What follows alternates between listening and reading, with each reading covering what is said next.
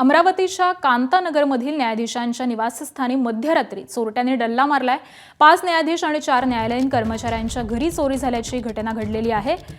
नलदमयंती आणि शहानपूर अपार्टमेंटमध्ये झालेल्या चोरीची घटना ही सीसीटीव्हीमध्ये कैद झाली आहे। बाहेरगावी गेलेल्या न्यायाधीशांच्या घरामधून चोरट्यांनी लाखोंचा मुद्देमाल हा लंपास केलेला आहे। रात्री पोलीस बंदोबस्त असताना देखील चोरांनी मागच्या बाजूने येऊन फ्लॅटमध्ये शिरकाव केल्यामुळे कायदा आणि सुव्यवस्थेचा प्रश्न हा निर्माण झालाय। तर पोलिसांकडून चोरट्यांचा शोध हा सध्या सुरू आहे।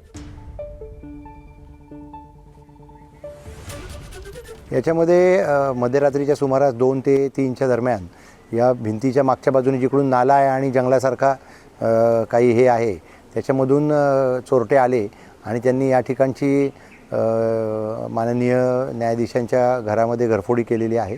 याबाबत आम्ही स्वतः आमचे सर्व गाडगेनगर आणि क्राईम ब्रँचची टीम माननीय वरिष्ठांनी सुद्धा भेट दिलेली आहे आणि त्याचबरोबर अजूनही त्या ठिकाणी बाकीच्या सगळ्या गोष्टी तपासून पुढील तपासाची कारवाई सुरू आहे।